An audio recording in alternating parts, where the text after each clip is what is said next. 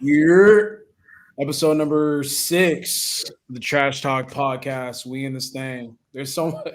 We talked about it last podcast, but I just feel like there's so much to like talk about. Every time we jump off, it seems like there's a new topic happening every single day. So number one, it's Monday, May 19th. How was your weekend, bro? It was really good actually. I did like a little staycation thing in Houston where I just decided to get a hotel on Saturday night. Went out to Houston, got a hotel in the city, a hotel I had never stayed at before, and booked it for a night. Explored different restaurants. I went out to a new restaurant.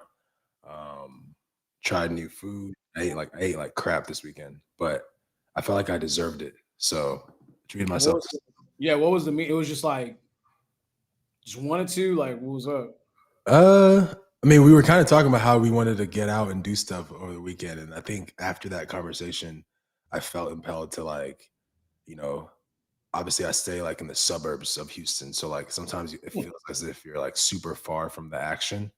So I was like, man, I want to be in the scene. I want to be like close to everything. So for me, obviously, I stay like 50 minutes away from the city. I was like, man, let me relocate out to the city and see if I can like get like a different vibe this weekend by just being out there. And How does it feel being at the crib on a?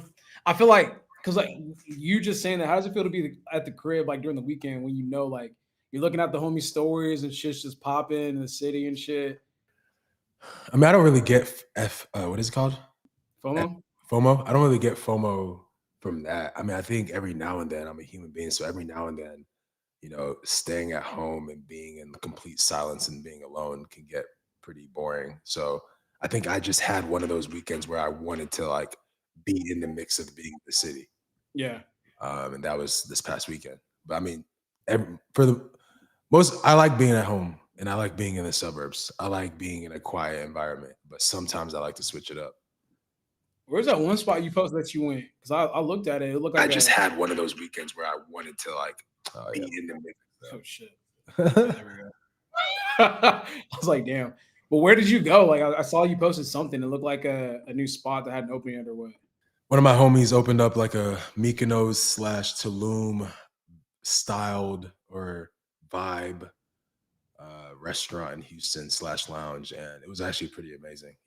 For a minute when you're in there, it kind of felt like I forgot I was in Houston.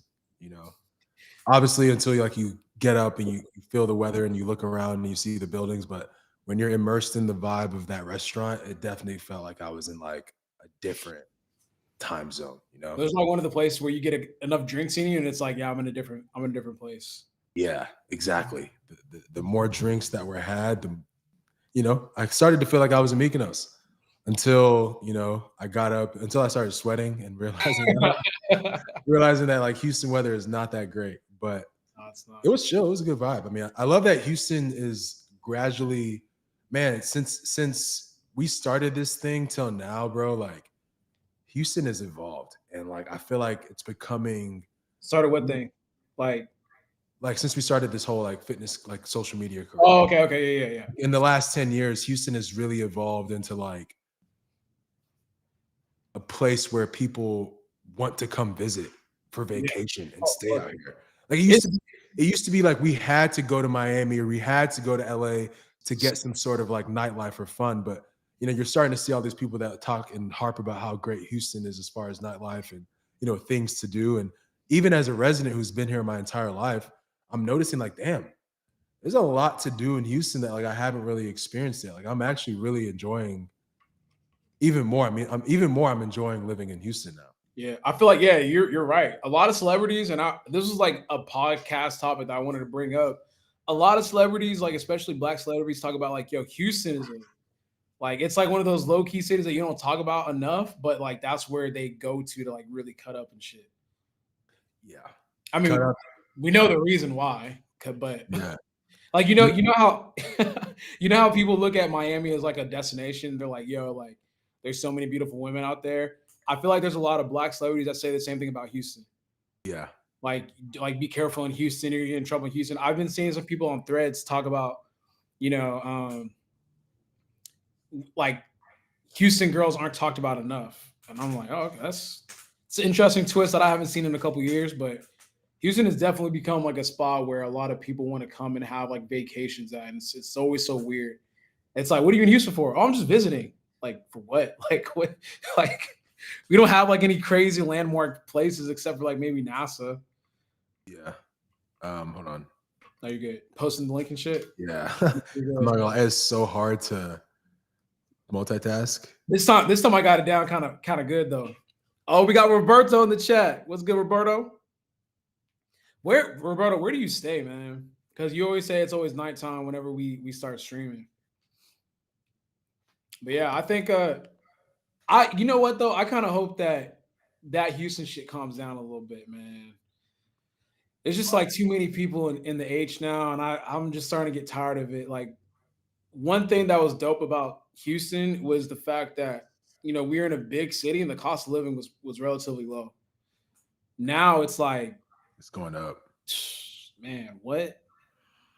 It's going up, man. Remember the era of like $1,200 apartments? Yeah, it's over. Cooked. Actually, it's not over. What you mean? So I went to go look at my old apartment complex not too long ago, and I hope I posted the right link.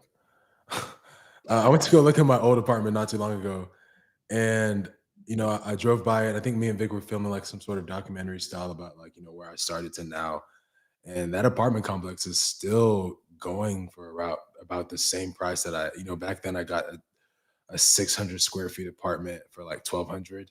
I think now that apartment's going for like 1,400. So you can still find, depending on where you stay, you can still find some decently priced apartments. You have to also think like, they can go up as much as they want to, but if people can't afford this shit, they're gonna eventually have to like drop that shit back down.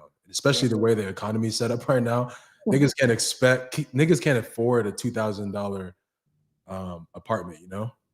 I'll be wondering how. I mean, I'm sure people be wondering how I afford it too, but I just be looking. I'm like, man, these prices are fucking high. Like, what do you do for like what? I'm like, not pocket watching, but I'm like, what do you do? What do you do? What do you do? Because like, how the fuck, man? I feel like everything is just expensive. Yeah, but one thing that I'm realizing though, I think people are. I mean, I guess I'm not seeing people complain as much anymore, but people. I think the higher ups.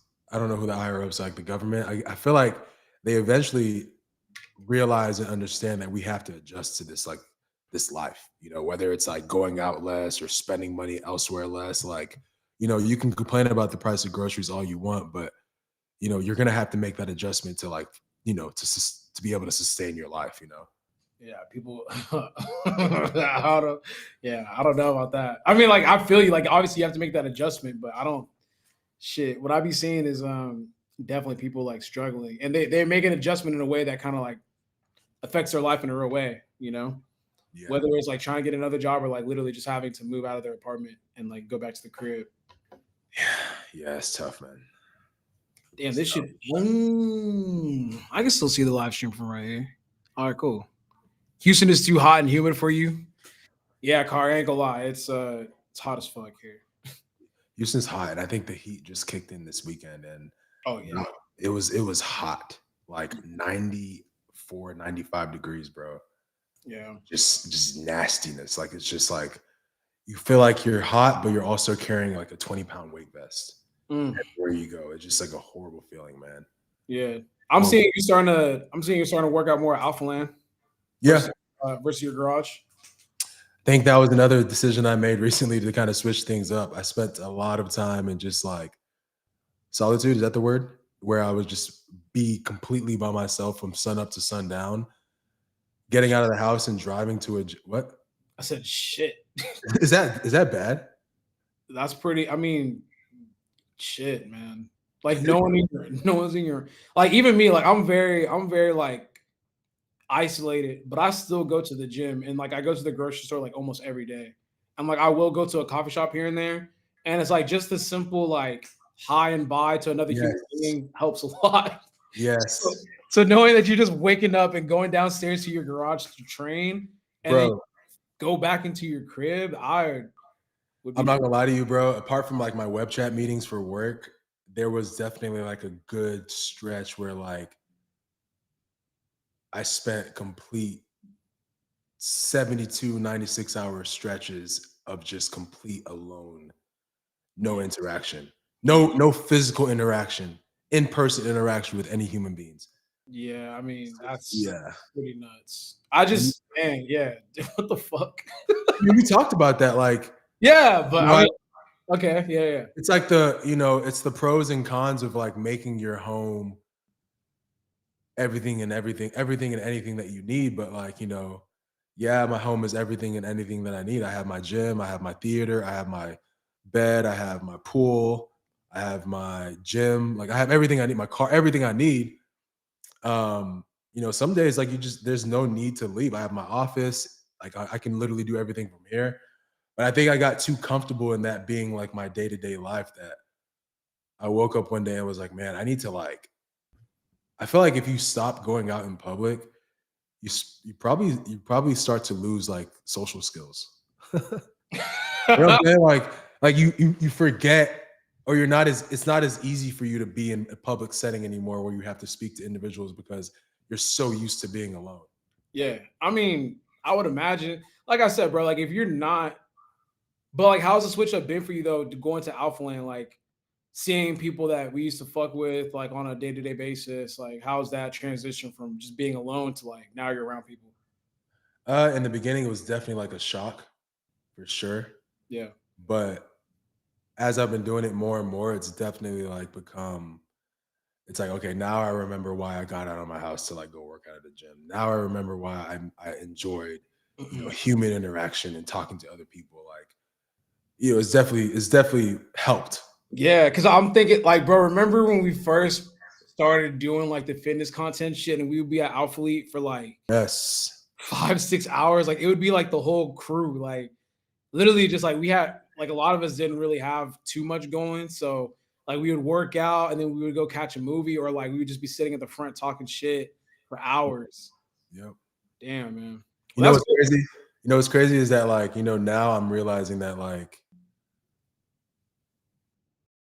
we talked about this too, like the adjustment from having, at one point, man, I had like 30 people in my warehouse at once working for Anaka. Yeah.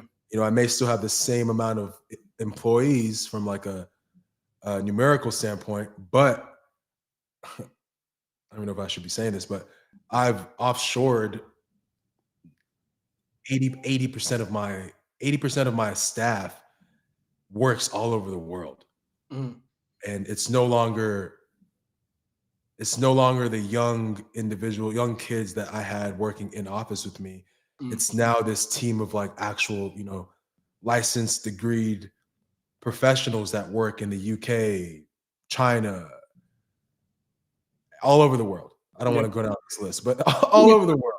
I feel And like, it's crazy because like, obviously for the financial perspective, it's phenomenal. I'm saving a lot of money. yeah. We're a lot more profitable now. But I do miss the ability of coming into an office that's full of people and different personalities to kind of interact with on a daily basis. And honestly, just the entertainment of just the stuff that comes with having like a full staff. There Yeah. was a moment where like, just typical like American corporate office setting stuff where like there Okay. would definitely be HR meetings like once, 2, 3 times a week. And I missed that. It stressed me out back then, but I miss that now because like that was cool having that routine of like leaving my house, going to the office, having to mentally prepare myself for what my HR lady was going to say to me. I missed that. You keep bringing up HR, like, bro, like, I'm just saying, like, even just like office, like, bro, but we had like a legit high school that we were running at one point. Not high school as far as like kid age wise, but like there was drama and like stress and that's what I'm emotion. saying. Yeah, like Yeah, I'm saying, you don't want to eat, you don't want to meet with HR too damn much. That's what I'm like, yeah, yeah. No, I'm just saying, meeting like, every week don't sound too good. there was always drama. Drama. I know what you're talking Yeah, about. Like so and when, so popping shit. yeah, Like, you got to figure it out. yeah, You like being a messy nigga. yeah. Like, I honestly feel like the day to day, like skill, like the practicing of having to like help people Yeah. skill solving, like the problem solving skill that I had to apply every day when it came to like, Camaraderie. It's like, we sound like retired athletes. Yeah, man. I don't really miss the hard work. I just miss the camaraderie, being in the locker room, chopping up with the guys, bus rides to da da da. I feel like you missed that part of it. yeah, Just like the socializing.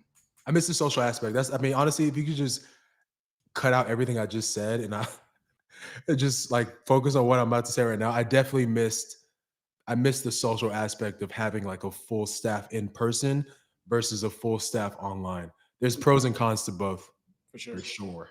16 live viewers. Oh fuck, we lit. Yeah. We lit. All right. So do you want to start jumping into the topics? We've had a pretty eventful weekend. Starting off, I feel like the biggest story right now is definitely the Angel Reese and the Caitlin Clark debacle. Did Vic say that the people could see the clip, or only we could see the clip?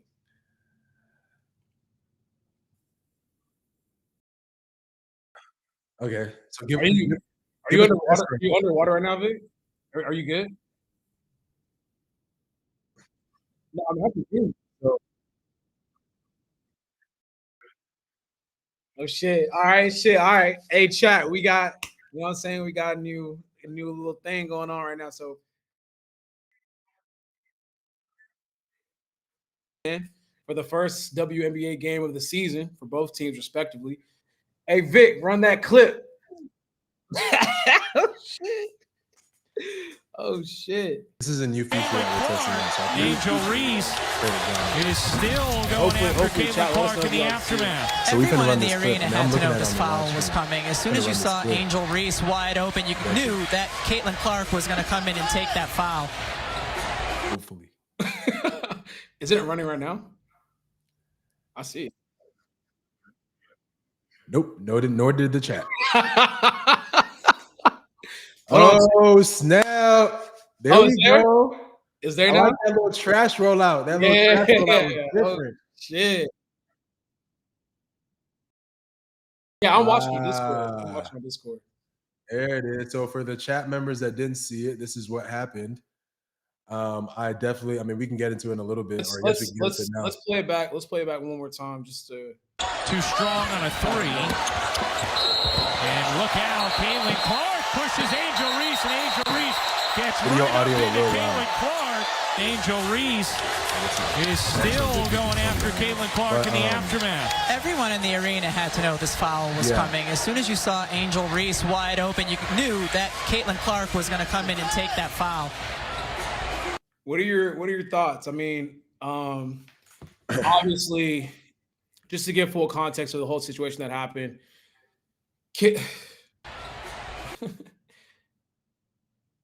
oh, nah, she bugging, bro. I mean, like, not bugging, but I get it. So Caitlin Clark had a hard take foul on Angel Reese. There is a lot of discourse on social media, like race conversations and all this type of shit. What was your take on it when you saw it? I think Angel Reese overreacted. I think Angel Reese was probably going to miss that layup to begin with.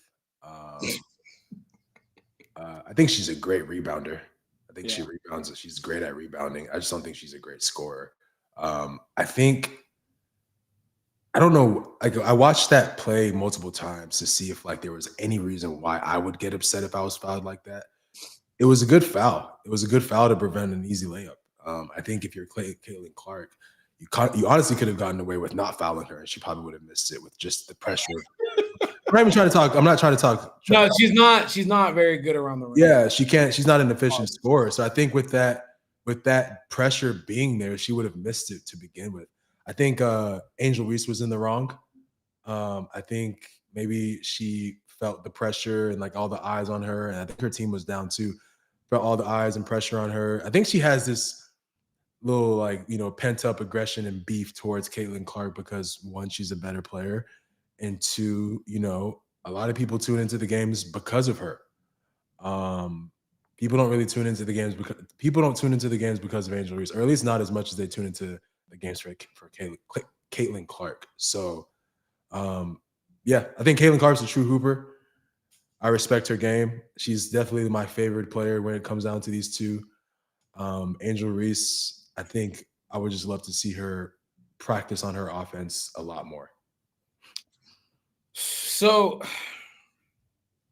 yeah, I think so. For me, like when I watched it, there's definitely some sauce to Caitlin's foul, but I think she was just taken up for her teammate. And then also, Angela has fucked up Caitlin before. Like I've watched games last season where it's like, damn, that was a hard ass foul. And like I remember she would have her teammates like Angel Reese would bully Caitlin for sure. So I think like it's just basketball. You know, she fouled her hard. She did add a little sauce with that push, but I think that's just kind of like a retaliating kind of thing. But it was a foul. It was a right foul to make in that moment. And I honestly think Angel Reese did what she was supposed to do. Like she's a very emotional. She's like almost. I know she's gonna develop into kind of like an enforcer, like kind of like a Kmart or a Draymond Green. I'd say Draymond, yeah. Yeah, so that type of player, like she has to react like that. Mm-hmm. You're not gonna just punk her. Like, nah, you're not gonna just give me a hard foul. I'm not gonna do nothing about it. So it's like you have to almost think twice if you're gonna hard foul her. But that's just the role that she is taking on in the WNBA. I didn't see anything wrong with it. And I think it's just basketball. Like it's literally just basketball. I don't think that maybe there is some element of like she probably does resent the basketball format of like, yo, this girl's getting all this attention and I beat her in college type shit.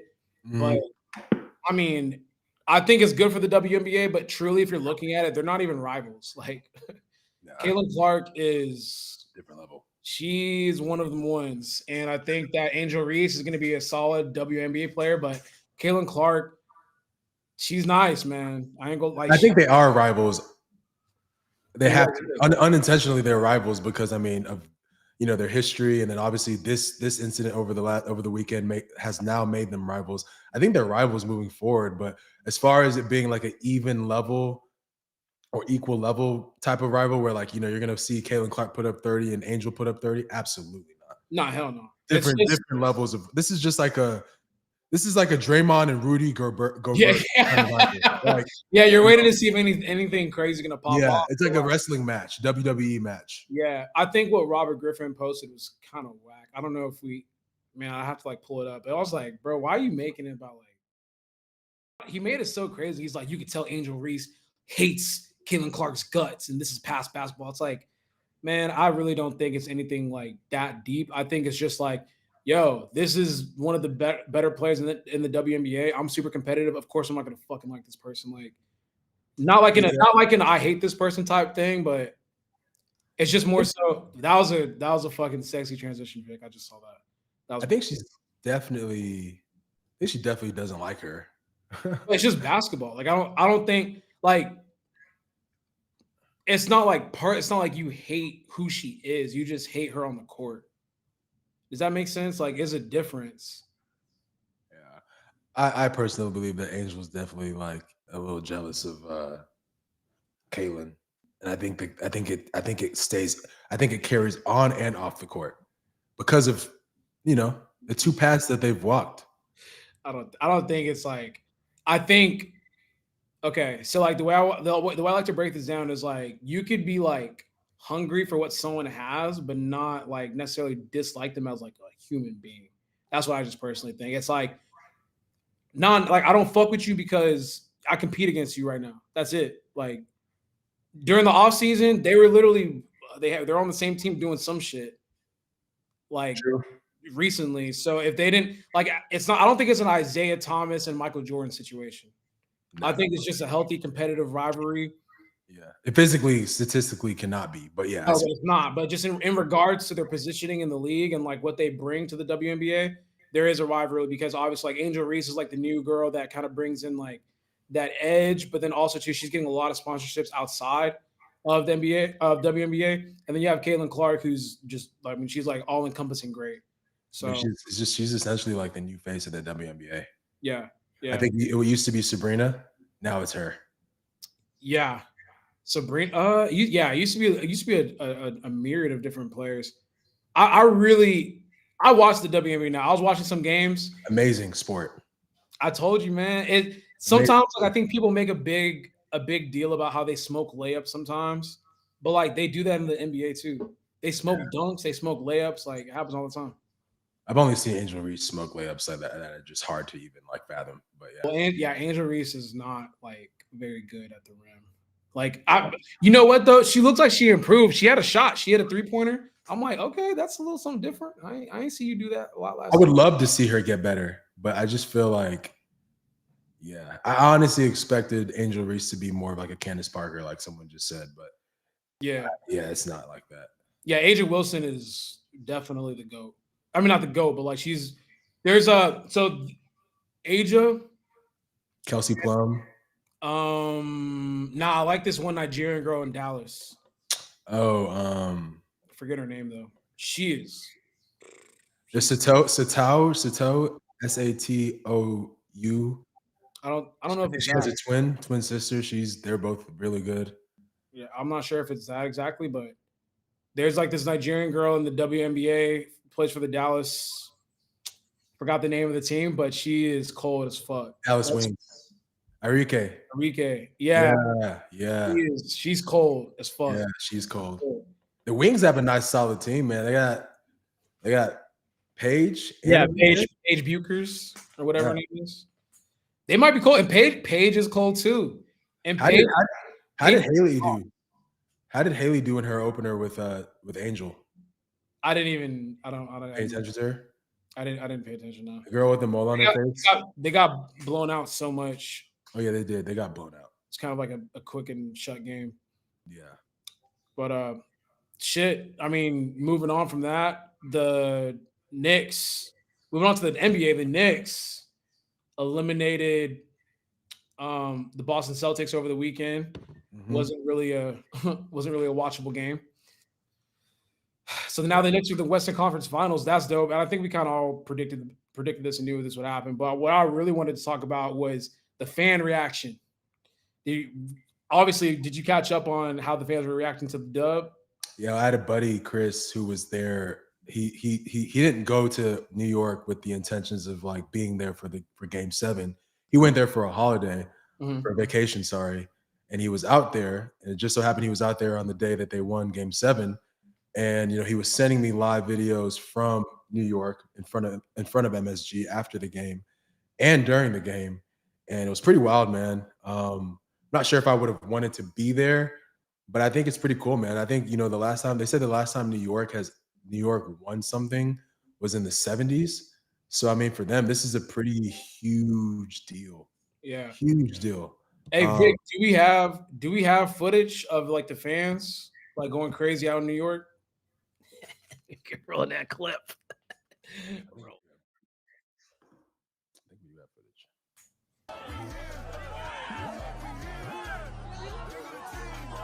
Karl Anthony Towns.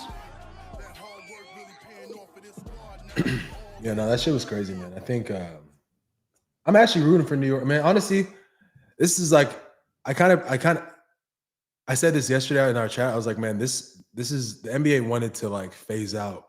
If they were looking for a way to phase out the old heads, like the old goats, the old greats, this was a perfect way to do it. Yeah. Every single new young face knocked off an old goat. Yeah. Hey, Vic, do we have like any of like the rowdy shit or not? If not, it's all good. Oh, here we go. Or the Michael, Bro, was he even saying "Oh my God" in this? I heard a girl say it wasn't him though. It was a girl for sure. Yeah, he was laughing at it. This is crazy, bro. So what's your take on this specific thing right here? So this Pacer fan basically gets beat up with the most random shit because he's wearing a Pacers jersey. What's your take on that whole situation with the fans being out? Because it looked like a sea of people, bro. And he went out with the Pacers jersey, and they obviously like antagonized him and physically assaulted him. I mean, I think New Yorkers are that buck wild, and they're serious about their team. Honestly, man, I would not. I mean, I know it's all fun and giggles, but there are people in New York that don't play around with that shit. And they'll go to jail behind the Knicks. Yeah, I'm not wearing an opposing team's jersey or any other or any other team's jersey, especially after a night like that. I think it was wrong. I think it was definitely wrong on the Knicks to do that, Knicks fans to do that, but you're kind of asking for it. Why the hell are you in a sea of drunk, hyped up New York Knicks fans wearing a Pacers jersey? Like, he's asking for that for sure.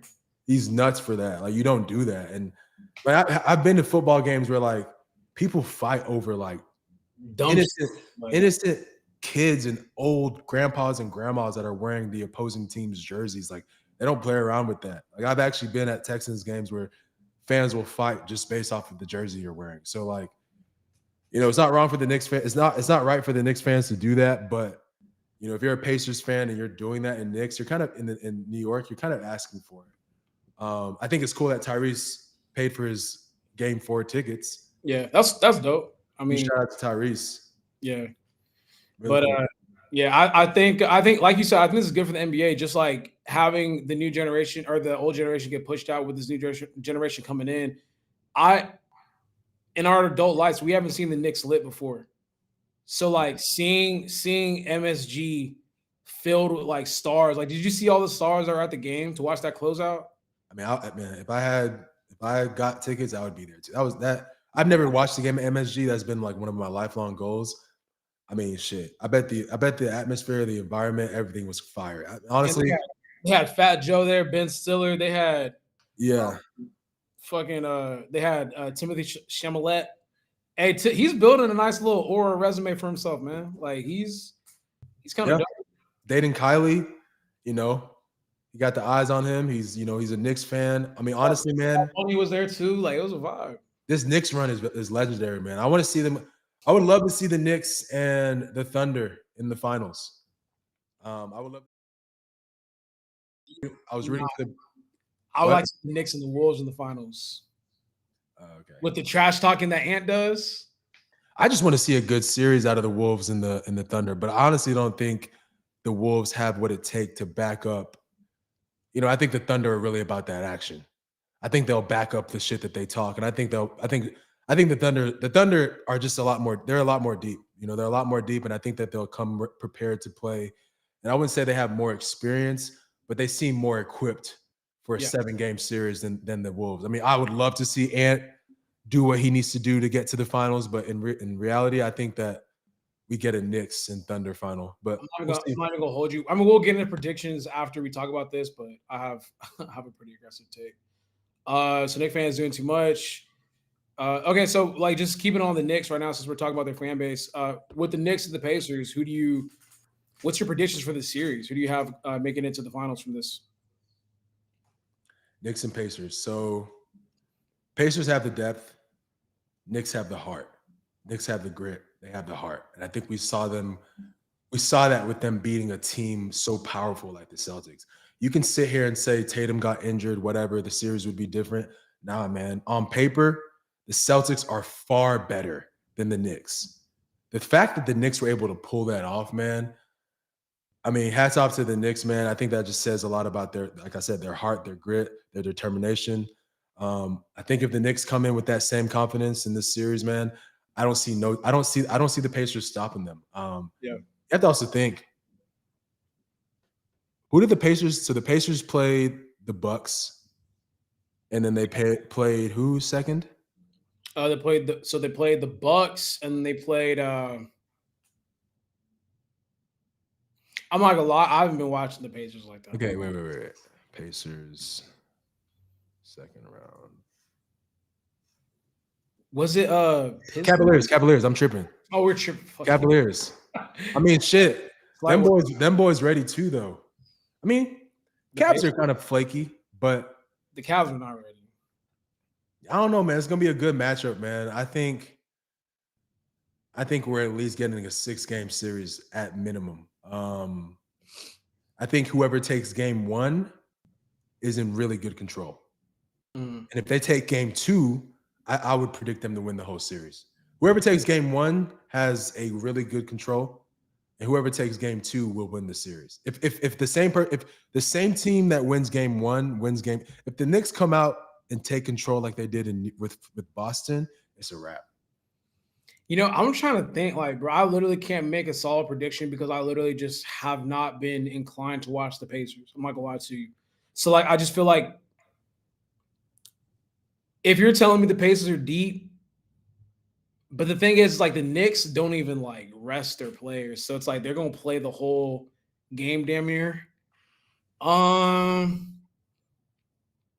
Damn, it's gonna be a really good matchup. Like, because now that I think about it, Halliburton is smart enough to like be like, yo, this shit is not working. They're not like the Celtics, where like the Celtics would just keep pumping up shots. Yeah, He's smart enough to be like, first of all, they play up and down, from what I understand. space basketball. You know what? I'm gonna say Pacers in 6 because they play fast paced basketball, and I feel like since the Knicks don't really have a deep rotation, it's eventually gonna get them tired and wear them down a little bit. Yeah. So I'd say probably Pacers in 6, and Holly is really smart. So I think, yeah, I could see that. And sometimes the Knicks. The only reason why I say this too is because Carl Anthony Towns sometimes like he just turns into a 3-point shooter for like no reason. And I think that sometimes that it makes the offense stagnate, and it just feels like maybe the Pacers play a little bit smarter basketball. Yeah, I agree, and I think on paper, if you were to ask me, like statistically, who I and with stats and data, I definitely have the Pacers winning the series. But who I would love to see win, just like Sure. I would love to see the Knicks. I would love to see the Knicks win, but I don't. I think their luck, not their luck, but I think when it comes to paper and like depth, I think that the Pacers have them beat by a landslide. I mean, you have Benedict Mathurin, you have Miles Turner, you have Halliburton, you have Nembhard, you have Connell, Siakam, you have a fucking deep bench, you have Obi Toppin off the bench, you have Jarris Walker. Like, don't they always have multiple players scoring into double digits like every single game? they're deep, man. They're deep. They can go deep, man. They can go They can go super deep. And yeah, I but the thing is, the Knicks play with if the Knicks play that that tough ball like they did last series, man, like I think we're gonna get a really good series. As far as the Thunder Wolves, man, I just see the Thunder. The Thunder are gonna handle. I just think the Thunder are gonna handle the Wolves, man. Well, what did you think about the Game 7? I mean, it was kind of like the Game 7 performance between the Nuggets and the Thunder. I think everything that I said about the Thunder from the beginning finally came to fruition. I think their depth, once again, their youth, how young they are, how fast they are, it just all came out. You saw a very tired Joker, you saw a very tired Russell, you saw a very depleted Jamal Murray. Like, they can't keep up, man. You saw a beated and battered Michael Porter Jr. Like, they can't keep up. They can't keep up. And I think for me, man, it's an easy, clear shot to the Thunder to win the championship this year. It's over. It's already over. Yeah, I just hate watching. I hate watching the playoffs when there's like obvious injuries going on. That's the only thing that's annoying to watch sometimes. Like seeing Steph go out against the Wolves, I didn't like that. And then obviously when it came to the Thunder and Nuggets series, like seeing Gordon get hobbled, and then like Michael Porter Jr. hasn't even been healthy. Like, I hate seeing that shit. But yeah, from first quarter, I'm like, okay, it's a game. But then, nah, it just anytime Jokic like went out, it was just kind of like.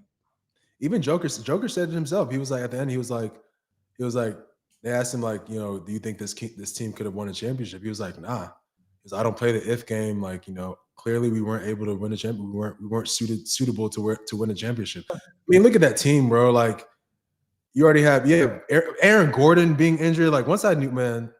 Yeah, once I saw the first quarter, number one, too, I texted this in the chat. I'm starting to wonder, like, bro, do people like scout and watch like game tape or something, or like just understand like, hey, they said this dude has a grade 2 hamstring strain. I'm watching him like move up and down off of just like him bringing the ball up. I'm like, bro, he's obviously hobbled on the defensive end. Why did they just like take advantage of that? Yeah, but I thought about that. I thought about you saying that too. But at the same time, sometimes when you alter your game plan to just attack one player, it can fuck everyone else's rhythm up too.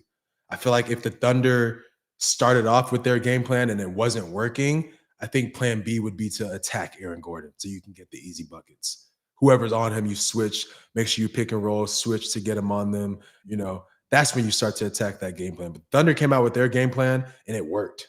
They throttled the Nuggets very early, throttled them. So let's say they came out and they were playing their game plan and it wasn't working. Okay, call a timeout. All right, let's attack that nigga Aaron Gordon, bro.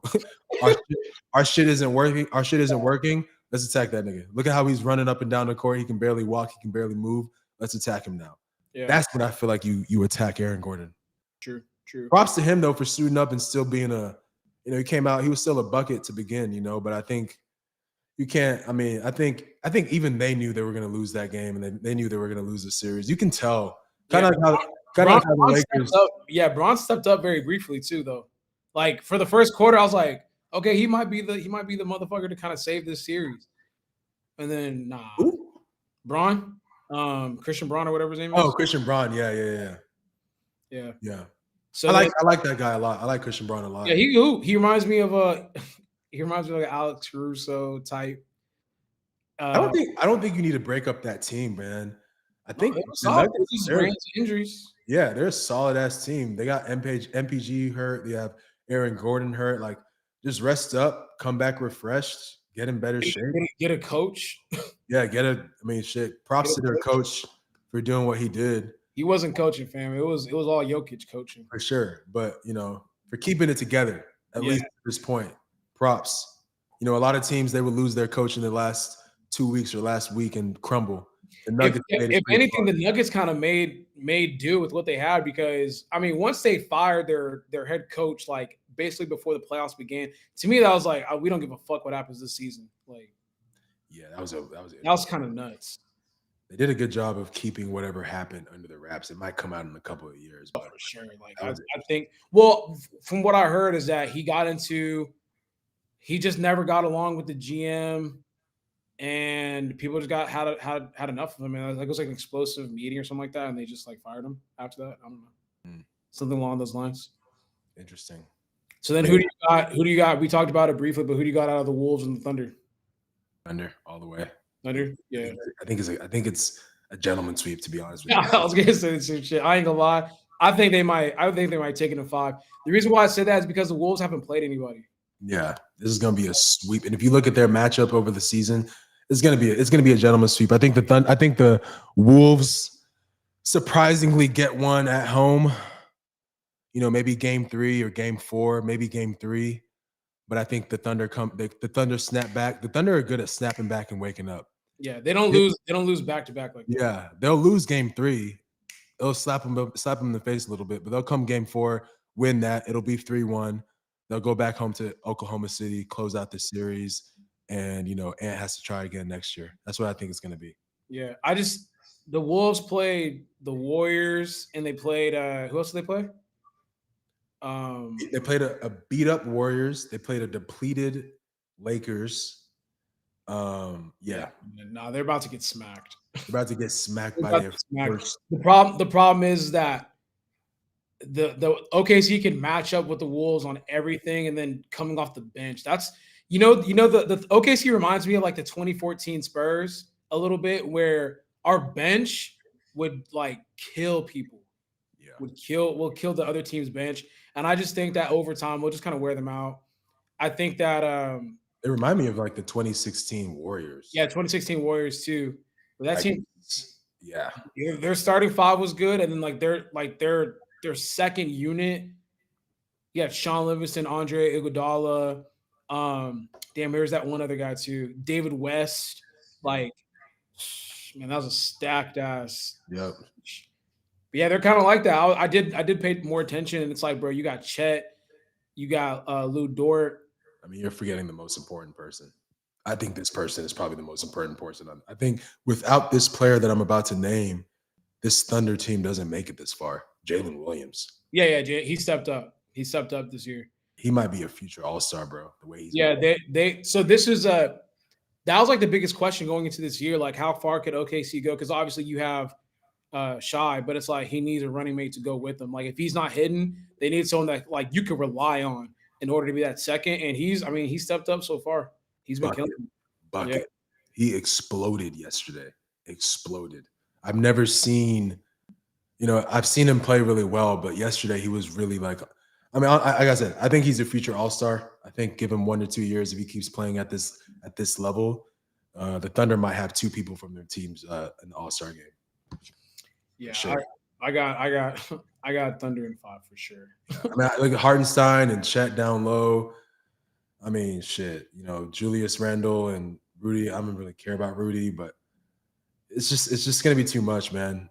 Too much firepower, too much depth. It's gonna be cool to see young teams battle it out, but yeah, it's just skill.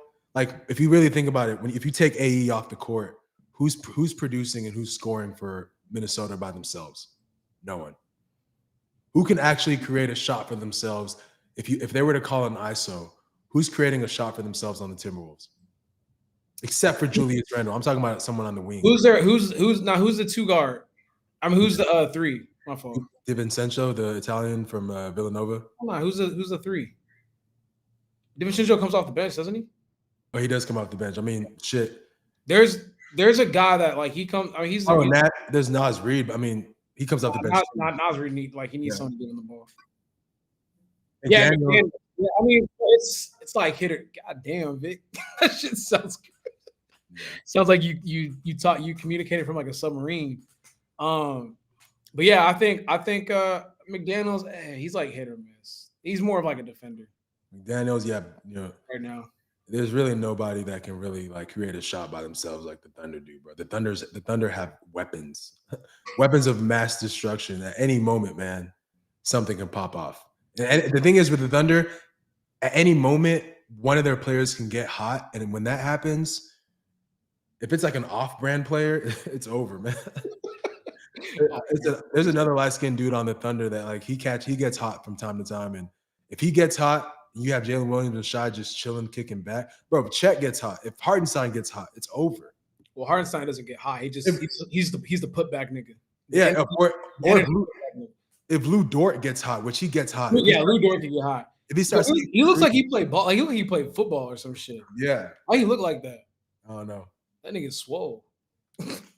Like, yeah, man.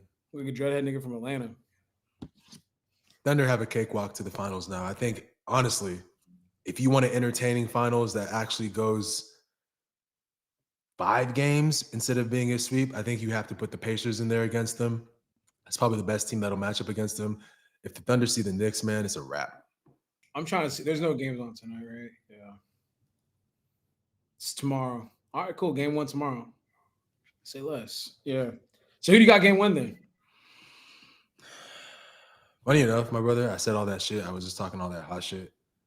Tomorrow. Surprisingly enough, I think the Knicks are going to carry on the momentum. And they're no. Wolves and Thunder. Oh, fucking Thunder, bro. What? You think so? Yeah, I think so too. I think so too. I think, bro, I honestly, I think I'm, for podcast purposes and just to keep this conversation, like, I guess, energetic and like lively. I think the Thunder are actually going to sweep the Wolves. I think it's going to be a clean sweep, 4-0. You know what the problem is? I just feel like Ant still hasn't been very consistent. He'll have like a decent amount of bad games, and then he'll pop off for one, and then people are like, "Oh, Ant's the GOAT." I'm like, "Yo, yep. Yes, he's same thing with Shai too, but Shai has like a squad with him." But that's the thing. Shai can afford to do that. Is he even averaging 30 minutes in the playoffs? That's the thing, man. That nigga's so cold that it doesn't even matter. Yeah, that's what I'm saying. Like, he's so smooth and cold that it doesn't matter, man. Like, I saw some shit that they're starting 5 averaging like 27 minutes or something. You said it right. You hit it right on the head. Like, Shai can have an off game, but if Jalen Williams and Lou Dort and Chet and Hartenstein and all these other role players have a phenomenal game, they're gonna win. If Ant has an off game, bro, the Wolves stand 0 chance, bro. 0 chance. It's going to be a sweep. At the very most, a gentleman's sweep. Mm-hmm. Thunder win tomorrow and cover the spread.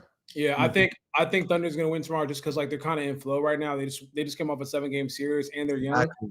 And then the Wolves have just been kind of chilling and waiting for a very long time. Yeah. So they're gonna be kind of rusty. I feel like they're gonna come out a little weird and it's gonna get blitzed by the Thunder. That's what I personally think. So yeah. Moving on from there, we got shit that's going on in the culture. This was kind of random, and when I read it, I was like, damn, that sounds really serious. Biden was diagnosed with an aggressive form of prostate cancer, and it has already allegedly spread to his bones. But I guess like the good thing about prostate cancer, if there's a good thing, is that it has a high cure rate or whatever. So if he gets like proper treatment, he should be all right. But I guess my question is like, with presidents and former presidents, aren't they like they get checkups pretty frequently? Like, was this something that could have been caught earlier, or is it just like whenever an aggressive form of cancer appears, it's just like aggressive from the start? I don't know. I have my theory. And, first and foremost, I want to say, prayers out to Joe Biden and his family. I pray for a speedy recovery, fast recovery, regardless of what political side you're on. I think that's just being a good human. But my theory is that I think they've known for a minute he's had this, and to protect his presidency and to protect the party and to protect, I guess, the state of America and the panic, and obviously the media from like going crazy and using that against him. I think they kept it under wraps, which they had to. And I think, they waited for some time for him to be out of office to announce it, because there is a potential that, something bad could happen in the process of treating it, especially with the age he's at and all the other health issues he's dealing with. So I think they've known. I think it's been something that they've known. I think they had to come out with it now because of like probably the state of his health. And, I try when things like that come out, I try not to dig too deep into it, because I don't want to see comments from people that like continue to spew negativity because of their political side. Yeah. I kind of saw that and I was like, prayers for him and his family. And I saw that Donald Trump also came out and said something positive. So I was very thankful to see that. Huge props to Donald Trump, because normally, typically you would expect Donald Trump to use this as a situation to say, see, this is why he was never fit to run our country. But he actually came out, whether it was him or his PR team.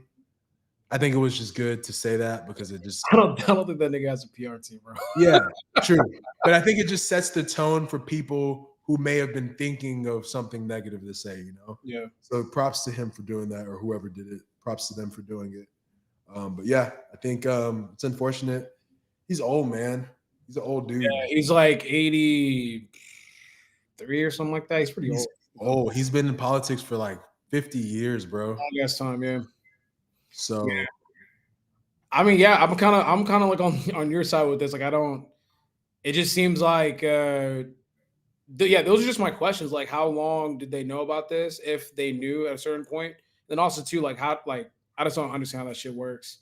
Because from what I understand, they get checked up pretty frequently, and it seems like something you could have caught. Bro. But I don't know. Maybe it just appeared as an aggressive form of prostate cancer. Sometimes you just gotta stop, pause life. Yeah, for sure. And really think about who he is and who he was. You're talking about the most important person in the United States of America at one point. Yeah. And with the highest grade of medical staff, the highest everything in his life is just 5-star, even 7-star at that. Mm-hmm. Talk about 7-star that we normal people can't reach. 7-star. Yeah. They definitely knew. Yeah. They definitely knew. Yeah. And they had to keep it for PR purposes, and the election and everything. They had to keep it under wraps, and it came out, and they had to come out with it now, and it sucks, but it is what it is. I hope that he's able to recover. Yeah, if it's spread to his bones, I don't know. I mean, I don't know anything about cancer, but that's what sound like. Damn it, like spread to the bones. That don't sound. I mean, I don't know. They're saying it's very curable, so I hope it is. I hope it is. Bro, Russ, your company failed like shit. Someone said that in the chat. Yeah. You're lying. Gravity. Wow, that's crazy. Hey Vic, you should definitely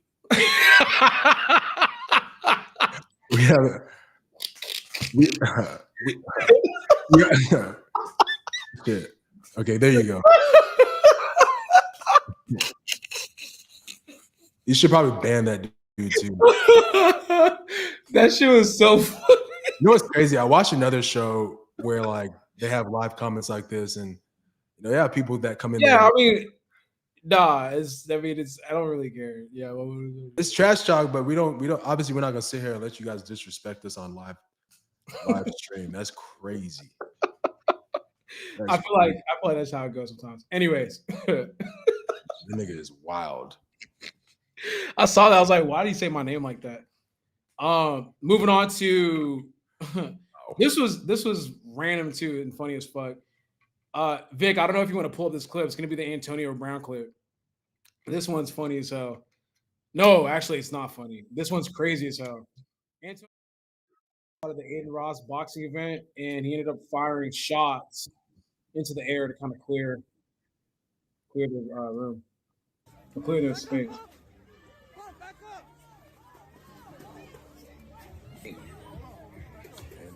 Antonio Brown. I saw that, and when I saw that, I was kind of just like, I was like, "Yeah, you know what? This is AB. When is when is he not in trouble?" That was kind of impressive. Yeah, very aggressive. No, like impressive from his standpoint. Oh, to like defend himself like that. That was a lot of people. Hey, and that was pretty impressive. That chain was built by a really well put together like jeweler, because like they were trying to yank it off and they couldn't yank it off. That's an athlete, and he held his ground. Yeah, I'm not gonna lie. For being out of the league, bro, he still looks like. I mean, he's always been in phenomenal shape, but he still looks like he's in good shape. I mean, you have to realize he's had maniacs try to attack him, like on the football field. So like he can still evade people. That was impressive. He was getting jumped by like I don't know how many people, and he was able to make it out. He was swinging. Yeah. That's how I'd imagine myself to hold myself up in a position like that, for sure. Really? You think that? In my dreams, yeah. Oh, okay. If I was ever in a situation like that, it doesn't look that bad. You can't really say Antonio Brown got jumped and like, he didn't really get jumped. He did get jumped, but like it's not like he was like beat to a pulp. He held his ground. No. And if anything, those niggas look like weaklings because they weren't able to, one, take his chain, and two, hold off one nigga when there was like 6 of them. Yeah. Now that show was impressive. What do you think about? Because we were talking. I mean, we have like a private discussion in our DMs talking about, we gonna be outside this year, X, Y, and Z. In respect of like, we gonna enjoy our summer. I feel like, how do you avoid situations for the people watching like that?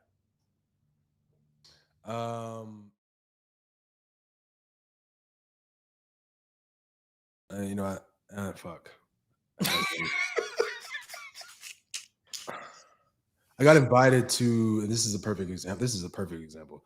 This weekend, I got invited to a predominantly Black club. And I'm not saying this because I don't think all Black clubs are bad places, but there are the certain types that have the Black individuals, and man, it sucks that I have to say this, but that have the individuals that are looking to get into some sort of conflict that evening. And if I see a place and I get that vibe, and I may be wrong, I'm judging a book by its cover, but if I get that vibe based on the crowd that goes, I probably won't attend because of that, I'm trying to put this in a way where like, because I'm not saying that I won't ever go to there's been plenty of Black clubs that I go to that I have a phenomenal time and vibe out. Yeah. But for me, it kind of starts with the management. Usually when I go to a Black establishment, I know the management, I know the promoter, and I know that they don't allow fuck shit like that into their club. So if I know that this certain person in this certain group is running this establishment, I feel confident going there. Yeah. If another thing pops up and it's just something completely random and I don't know anything about it, then I probably won't be at an event like that. For this particular situation, the Aiden Ross situation, I don't know what was going on there. You asked me how I would grade this situation and go to a situation, decide whether or not I would go to a situation like this. That's how I would do it. I don't know if AB did his, searching and stuff like that on his end, but that's just my take.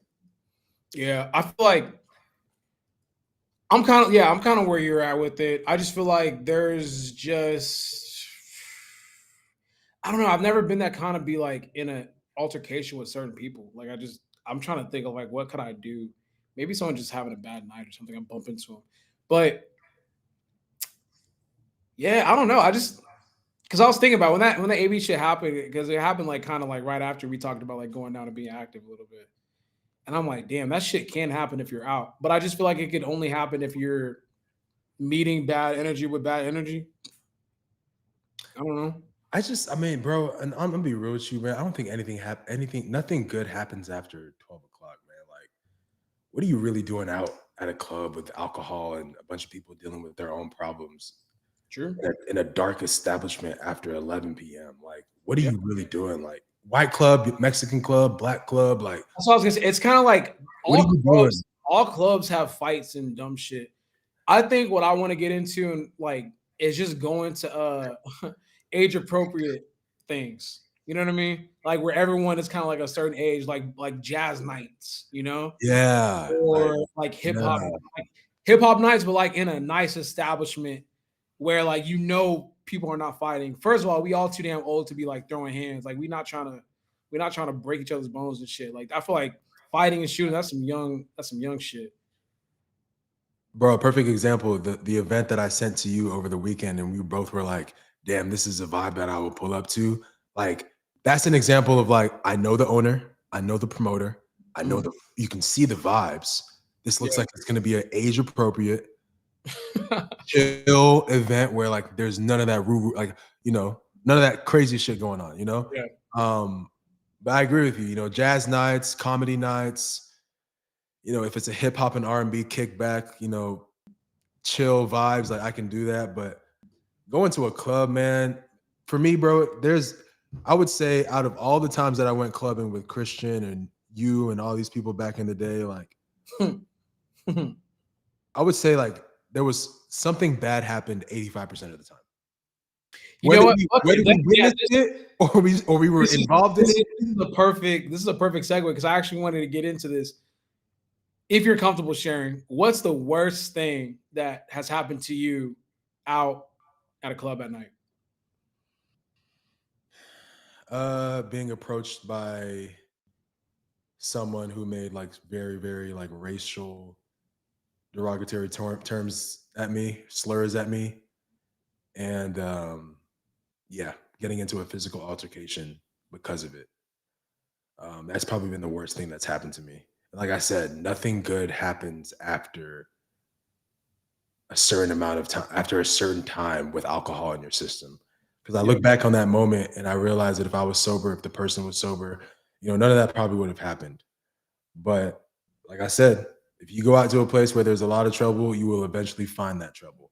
Oh, for sure. Next thing, I would say, maybe a girl that I was with, a man trying to like, drunken men trying to approach that woman, regardless of you being there. Like, people just be looking for trouble, bro. People look for trouble in situations like that. The Kari dang Shawley getting into fights couldn't be me. Yeah. Yeah. No, I like what Ask Yourself said. When Sean comes out, boy. Yeah. If Ask Yourself said it perfectly, a club isn't a place for anyone successful or wanting to be. It's solely for individuals on the hunt. Bro, niggas that go to clubs, bro, they're looking for something. They're battling something and they're looking for something to like. Bro, you have to realize a lot of niggas that are at clubs, they're trying to like release the demons that they dealt with throughout the week. So like, yeah, I think it's like, yeah, I think a majority of the people that do go to clubs, some of them are just like they've been working all week and they just want to release during the weekend, and sometimes it comes in the form of aggression. And then like I do that. I've done that. I know you've seen it in the past. Yeah, I've definitely seen it. Yeah. But I think like too, there's another group of people, maybe it's like in the smaller percentage that go to celebrate, and it's just like, hey man, I feel good about life. I feel like I want to celebrate. Like I want to pop bottles and I want to have like, I agree. But also, but when you mix in the other side of it, it's like, yeah, those people could definitely mix in and get like your whole night fucked up. But I'd say from my perspective, the only like the bad nights that I had was like when I just was doing a little bit too much. Do you remember Vegas? Like when y'all came to Vegas for my meet? So like I'll tell the story. So this was 2022, and for whatever reason, Powerlifting USAPL decided to have a meet in Vegas, which was great because I was like, wow, finally like a fucking city that I can invite people to come and watch my meet, and then like not even so much watch Pause that. Yeah. what. You said Oh, watch my competition. Yeah, I don't want. Yeah, watch my competition. So we were in Vegas, and you know, I had Shawley and another one of my boys come through. We both had like our teams with us or whatever. Can we pause? That was a bad weekend. You know why? Just Yeah, that was. no. For me, Yeah, for you, that was. I'm not. We're not even talking about you. That's why I was like, you didn't even have to bring that up. To be honest with you. So yeah, let's just focus on me. So so I was like, yo, man, come watch my competition. And then let's turn up. Let's just get lit all fucking week. And you know, we get a bus and we go to a club and we go to a day club. We got fucked up. I couldn't even remember that day. And then the following night, we went out to Dreas. Chris Brown performed. Yeah, Chris Brown was supposed to perform, and the seats that the section that I think Shawley had got the section that we were at, like literally, like Chris Brown was like right there. So I'm celebrating it. I've never smoked a cigar before in my life. Oh my God. Yeah, I've never smoked a cigar before in my life. And you know, we in Vegas, it's legal. I was smoking heavily, like weed. And I was drinking. So we get to the club and I'm turned. Like, this is my first night after winning a 4th or 5th national title. So I'm like, yo, I'm turning it up. So Shawley goes and gets us all cigars. So I'm smoking a cigar. I just didn't know that you can't finish a cigar in like 10 to 30 minutes. Russell smoked a whole cigar in like 10 minutes. Yeah, whole cigar. Mind you, we're also in the club like sparking up and drinking. And this is all in the span of like, I swear, probably like 20 to 30 minutes. Like it was like boom, boom, boom, boom. The night was just getting started. So I was like, oh man, I don't feel good. Like I don't feel good whatsoever. Like I feel like shit. And I was like, oh man, I think I'm about to throw up. I need to go to the restroom. But Dre's was packed as fuck because obviously Chris Brown's about to perform, right? So someone comes and tells you, yo, Chris Brown's gonna come to the stage like in the next like 20 minutes, 10 minutes or so. I was like, all right, cool. I need to get to the restroom and throw up and get back. So like I'll be fine. Man, I went to the restroom, and mind you, like I was throwing up as I was going to the crowd, and like we were in a room full of like black people, and I was scared to like throw up in general because I was gonna get my ass beat. Made it to the restroom and like literally just like I forgot why I exploded like that. I think like I threw up into my I was throwing up and like my hand caught a little bit, and like I do remember. I remember you weren't you throwing up on the way to the bathroom? Yeah, I was like. Yeah, you had your hand in your mouth. Yeah, I had my hand in my mouth like that. Oh yeah, that's why. So yeah, you were like it was coming out from the sides. Yeah, I literally just made it to the restroom before it exploded. I got to the restroom and I shit you not, like literally just like throw up like was on the ceiling. Like I'm not even joking, bro. Throw up was on the ceiling all across the stall. I had throw up all over me. It was nuts.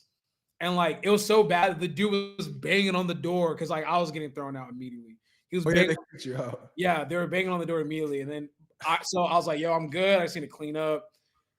Cleaned up, and he just escorted me out. And I was like, hey, yo, like, y'all, I just got kicked out. And it was so funny because like on the way out, like I felt so much better. And then as I'm like walking out, I hear Chris Brown coming out, and people were screaming. And I was like, oh shit. So they escort me out, and like the police dude goes, oh man, like, you Russ, man, I watch your videos. I had throw up all over me, dog. I was like, appreciate it, dog. I got on my car and went home. That was my evening. Damn, you didn't get to watch Chris Brown that night? Nah, man. I was like, hey, y'all, I got kicked out. Enjoy y'all evening. Like, that's like Duhan and so-and-so left with me after that. Damn, that was a good concert. I'm not gonna lie. Yeah, I missed it. I was tight. And then the other time was I don't even think you were with us this night. Maybe you were. I can't remember. Me and Matt went out. Maybe Alex too. And we linked with Daniel. at a club. Like he was just kind of there. Daniel who? Huang. Oh, Yeah. And we took a hit of a dab pen. bad mistake. And that was my first. I didn't know. I just thought this was like 6 years ago, 7 years ago. And it was like my first time doing it because I wasn't aware of what it was. Bro, we were stuck. Like I was stuck. Like I could not move. Damn, was it you that sent me that video? No, it wasn't you.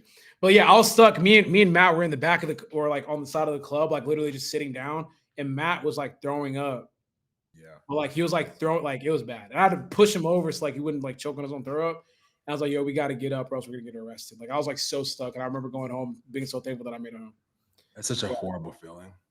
Horrible feeling. Like when you take something that you don't know and like don't know what's going on. Yeah, that is the worst. That's part of why I stopped smoking weed. Like, man, when that shit hits you, bro, it's just like a really uncomfortable feeling. It feels like, especially that, like that shit is strong, bro. It's a first and last.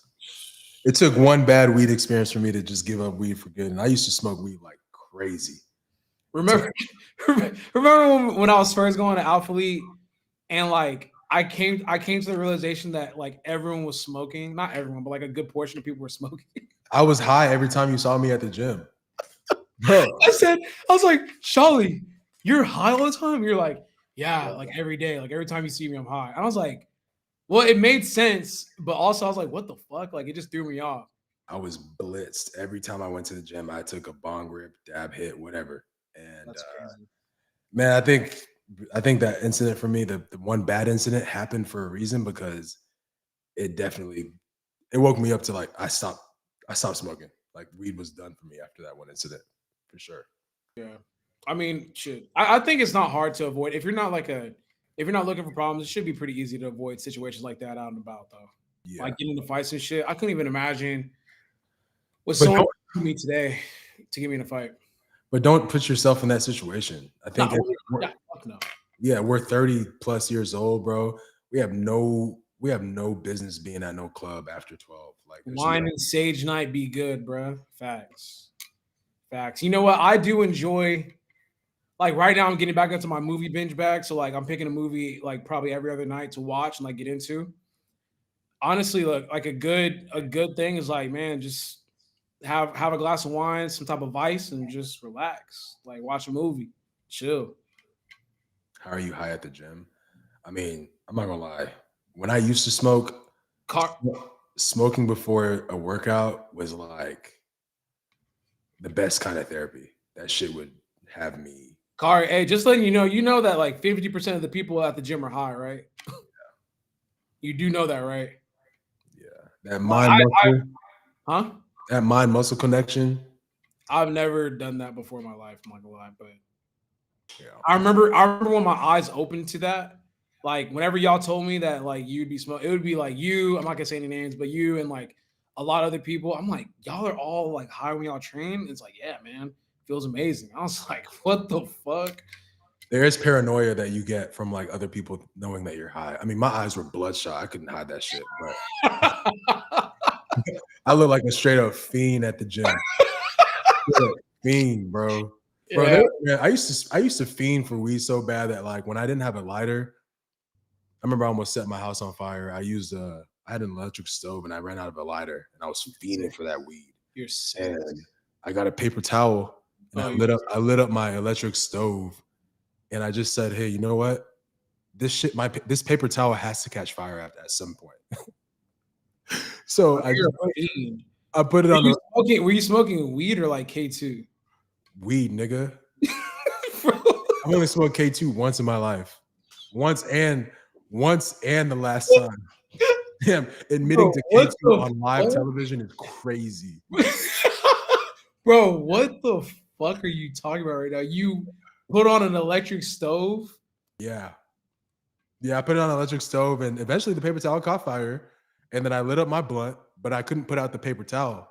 So my house, like my apartment almost caught on fire. Fire alarm went off. Cops came. It was a pretty bad night. And then I had to then I was paranoid because I was high. I was paranoid that they would come and smell the weed. It was just a really bad night. Really bad night.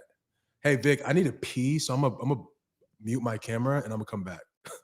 No, leave it on so we can hear the stream. No pun intended. But yeah, I feel like chat. I don't know. I mean, shit. Kari, like I was saying, bro. Like whenever I found out that the basically like a lot of people at, I'm not gonna rat people out, but basically like a lot of people at the gym were smoking. Like you'd be surprised to know like how many people actually do burn tree before they go train. I personally have never done that because I just couldn't imagine doing something like that, especially with the amount of weight that I lift. I would be scared as fuck because I feel like the weight would fall on me.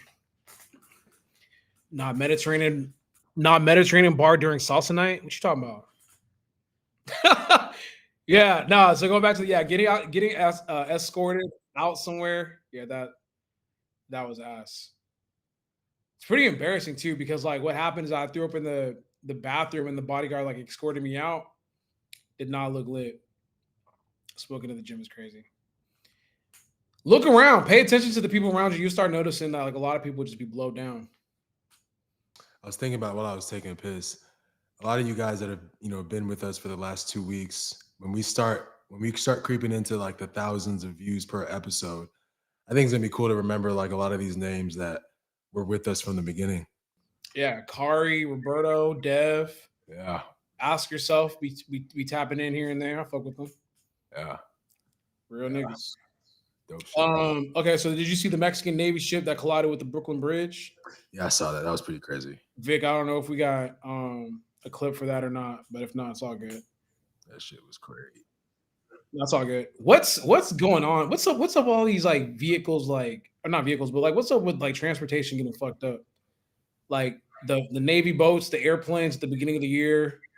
I feel like there's like multiple like plane accidents. Like, what's up, man? Yeah. I mean, they're saying the Navy, the boat like lost power. Yeah, the boat had a mechanical issue and it was being tugged backwards. And like pretty much like, he couldn't turn on the thrusters to move it in the opposite direction. So he kind of just had to like let it flow. I think they knew they were going to crash and there was nothing they could do about it because the boat wouldn't turn on. I think they had people up there trying to like prevent it from crashing, but I mean, it was too late. And, if you watch the multiple angles, the first angle I saw, I didn't see people falling from the top, but I watched it again on a different angle. A lot of people got effed up, bro. A lot of people fell. And two people died. So condolences to the family. And I think like 17 got injured or something like that. Yeah, it was pretty bad, man. They were falling from a high, like a high height. Like it was, I mean, it's, yeah. No, you got it. It's not funny. No, man, something like you could recover, nigga. Like, oh. No, like recover, like just stabilize. There you go. Not funny. Yeah. It's just crazy because like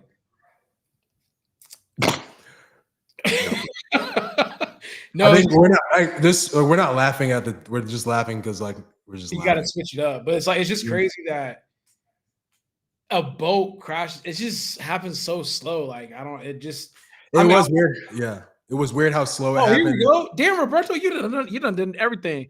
He said, I used to be in the Navy as an electrician, so I was doing maintenance. When I tell you the quality of personnel is so dog shit right now, nobody wants to train others, and half motherfuckers don't. What do you say? Hey, thank you for your service, Roberto. Yeah, I appreciate that, bro. Roberto's a jack of all trades. Half the motherfuckers don't want to learn their job and do it right. It's rough out there in the military. Can't speak on the Mexican Navy, though. I don't know how they're Yeah, damn. When you really think about it, though, some of the people that come out of the military and be like, yeah, I used to serve. I'll be like, how? Yeah, like, you kind of a jackass. Like, what you mean you was like in the military? Served what? Yeah. I'm like, bro, you are a pothead. Why? How are you in our military? Served food? Yeah. Yeah. Last topic I got on here is Ocho and Houston party. You said he was doing what on Nightcap? Oh, I was watching You didn't watch the episode? Nah, honestly, I don't like their NBA coverage, like their playoff coverage. I don't like Joe, what's his name? ISO Joe? Yeah, Joe Johnson, right? Joe Johnson, yeah. I don't like him on the show. I bet. Let me take that back. I respect him for. You know what? Actually, I take that completely back because I see what he's doing, and I don't know what it's like being an NBA player. You know, when you have all that money, you have nothing else to do. I love that Shannon gave him the opportunity and the platform to be on the show. I see now that I've watched Nightcap a lot more, he gives a lot of opportunity to people, and I actually respect that a lot about Shannon. And I think giving that opportunity to someone like Joe, you could tell Joe takes that job seriously. He takes it super seriously because he comes on there and he gives his all for like 2 hours. Yeah. So Joe, I take everything back. Respects to you. But yeah, their NBA coverage is kind of different because I never really took them as an NBA coverage team. It's more of like a pop culture coverage show that I like to tune into. So when they start talking about NBA, I kind of just, veer off a little bit. But when he was talking, when Chad was so drunk and so out of it yesterday that like, really, you could tell Shannon was getting frustrated at the fact that he couldn't carry on with his NBA conversation. Bro, there was a segment. Imagine if we're on the show right now, Russell, and I'm drunk as hell. Yeah. And I have black glasses, so you can see that I'm not paying attention to shit.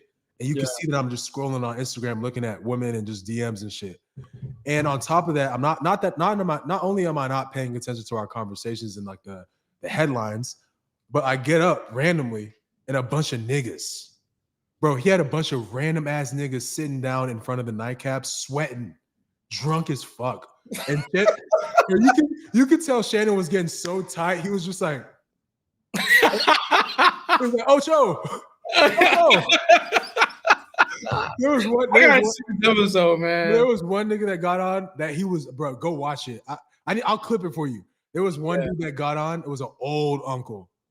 And he sat down.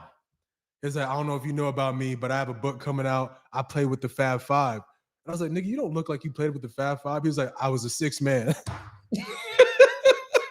And he held up his book, and his book was called The Sixth Man. And it was a picture of like the Fab Five with him being the sixth man. Just something like that. And I was just like, bro, what's going on? And then he was sweating, like profusely, he was sweating a lot. And ISO Joe was like, damn, Ocho, you got to turn the AC on up in there, bro. You got niggas in there losing their life. Bro, that shit was so funny, bro. I was cracking up laughing. But I don't know where we were going. Do you think something's going on with you don't be on Twitter, bro, but like Ocho is like just shooting wild shots like in public for everyone to see. I think he's hurting. Yeah. She loves Sherelle. He loved her. And I think he's dealing with the breakup in a very hard way. You can tell, even by the way he was acting he's 40-something years old, and he's acting like he's a little kid. Like, he has 12 kids. Like, what is he doing at Area 29? What is he doing spraying money? You know what? Yeah, you did. So I did see that. Like, he was at Area 29. Like, he had, bro, it's kind of like uncharacteristic. I don't know, man. I'm just not used to seeing him move like in this specific way. Like, he posted, like, remember, like, yeah, he had that post, and there was like a shit ton of women around him. Like strippers, right? Yeah. And I'm like, is this Ocho? I'm like, Ocho's posting this? He's never moved like that. Not like that, nah. Which I'm like, that's kind of weird. Did you see Sherelle? She posted like she was with a Nigerian guy in Nigeria. Nah, it's like a gay stylist. It looked crazy though. It did look wild. It looked crazy. I looked at it, I was like, damn. Yeah, she popped. But like the way they was like, that's like a gay best friend type shit. Yeah. Okay. But I don't know why. It just looks like he's just wilding a little bit. I think I'm not trying to speculate on their shit, but he's definitely acting crazy on Twitter. Like if you go look at his Twitter, he's like openly shooting shots at like women. Nah, they're not together, Jay. There's no way. But the shit he was saying yesterday on he's not online trolling, bro. Yeah, he's not together with her. He's not online trolling. If you go to his Twitter right now, there's no way you trolling like that. Bro. Okay, this was funny, but it's crazy. There's this Asian girl that he quoted her picture, and like I think he was talking in like an Asian language. He quoted it, it was like a big paragraph. You hit the C translate? Nah, I just knew he was probably shooting. Yeah. He's been doing it for a minute too. It's like this girl posted another picture. She was working out, He's like, come work out with me or some shit. I'm like, what? Like, damn. I mean, I hope he doesn't let, man. Yeah. I mean, to each their own, man. I hope, because look, Jay, they broke up and they were working on stuff, and then we never really got an update from that point on. And then in the last like 2 or 3 weeks, I've just been seeing Ocho just like spiraling, just posting crazy shit on Twitter. spiraling. You gotta go on X to see how he moving, and you'll see what I'm talking about. Spiraling. I think they're both dealing with the breakup, and I think he's dealing with it in a harder way. You can tell when the nigga like when you get your heart broken, like you start doing. We was talking about this. How do niggas deal with breakups? How did Ocho go from being a smart car driver to buying all these expensive vehicles? Not that I'm pocket watching, but it's more so like I always thought Ocho Cinco was that dude that was super smart. Not saying that he's not smart with his finances, but I always thought he was that dude that like, didn't care to be out there and flamboyant, but now he is out of nowhere. It's kind of like a myth. I mean, like, think about it. Like, you've been so chill with your finances for your kids and like your whole life. Now, I'm sure like Nightcap brings in a pretty penny for him, and he got some money to play with. Yeah. I don't think he actually bought that car though. Nah, I think he owns those cars, but I think he's always owned a Ferrari though. I'm not gonna lie. I think he just only talked about the smart car being the preferred choice that he drove. I think he's always owned a Ferrari. He's always owned those nice cars. I don't know. I mean, I'm just saying that I think he's entered this more flashy stage of his life because of Nightcap and because of the breakup.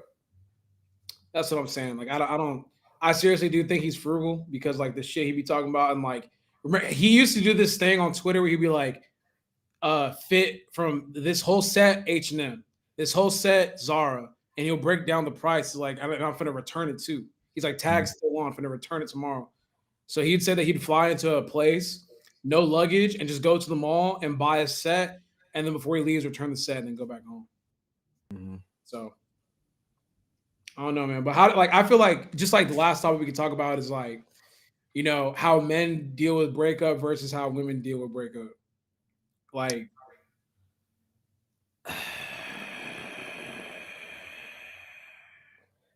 actually, no, I don't want to do that. Yeah. Nah, let's just. You know what's crazy? I really had to stop myself. I almost said a name. Yeah, let's relax. Because I was like, damn, this nigga's open and talking about this. Okay, shit. What? I was about to just name drop. Oh no, we don't have to. You said exes, so I was like, okay, let's talk about. I never said no exes. Well, you said breakup. Oh. I was like, okay. Well, I was just gonna say like how, like in general. I'm not talking about how I deal with it. Nigga, you asked what's. Oh, you did. You asked like, how do we men deal with breakups? We're gonna give another man's perspective that we don't know. Obviously, we're gonna give our perspective, right? Yeah, true. Hey, JT, you know what? I don't even think he owned them cars. I think he leased them, bro. Chad has always been smart with his money. I think he's I don't think he owned back when he was with the Bengals. He said he didn't own those cars. He leased them. Yeah. Nah, he ain't. He said JT said women deal with breakups awfully. I think human beings deal with breakup awfully. We just have it presented different ways. But I think an hour 45 is solid, bro. Like we just 15 off from our normal. Yeah. So we good. Is there anything else? Is there anything else you wanted to talk about or say before we jump off? Nah. It does suck that there's no basketball tonight. I think that's, like that shit really like fucks my mood. Like we look forward to watching the sports. I do, and this is one night where it's not on. I think I'm gonna have to resort to watching baseball, which I mean it's not that bad, but I definitely miss some NBA tonight, so that's gonna suck tonight. I guess that gives me a lot more time to get shit done in my crib that I need to get done. But I mean, yeah, apart from that, nothing else left to say. Memorial Day coming up this weekend. You have any plans for that? Do you want to go to that thing, or are you just chilling? Oh, that night thing? Yeah. Possibly. I'm actually throwing like a Memorial Day party on Monday. On Monday? I'm at my crib. Yeah, Monday's a holiday. Oh, you have it. Why do you phrase it like that? I'm going to Memorial Day party at my crib. No, I said I'm actually throwing a Memorial Day party. Oh, I think you said you're going to Memorial Day party. Oh, you're throwing one? Yeah, I'm about to send you the flyer. I was like, this nigga ain't said shit to me. I was like, all right. I'll send you and Vic the flyer. For sure, man. For sure. Memorial Day. I was like, he's like, yeah, I'm about to throw a party at my crib. I was like, oh, say less. Yeah. Appreciate that. Who all gonna be? It's gonna be like a big party. Like what type of occasion you doing? I'm trying to make it a big party. Me and my promoter. We're trying to make it. My promoter. But did you make this? My promoter. My address, nigga. No, I didn't. Damn. Oh my God. Oh shit. I don't think it showed, but shit, nigga. No, I didn't know. There's no way it showed. We're gonna have to wash that back, Vic, and do some. Yeah, just to double check. But we should be fine. Yeah, I'm coming. I'll pull up. Yeah. Are we gonna be drink? Like, are y'all gonna like? Are we gonna be drinking though? Like, you just yeah, it's gonna be a lit. It's gonna be something for real. Y'all, Shawley don't drink no more. I don't. I drank. You know what's funny? I drank this weekend.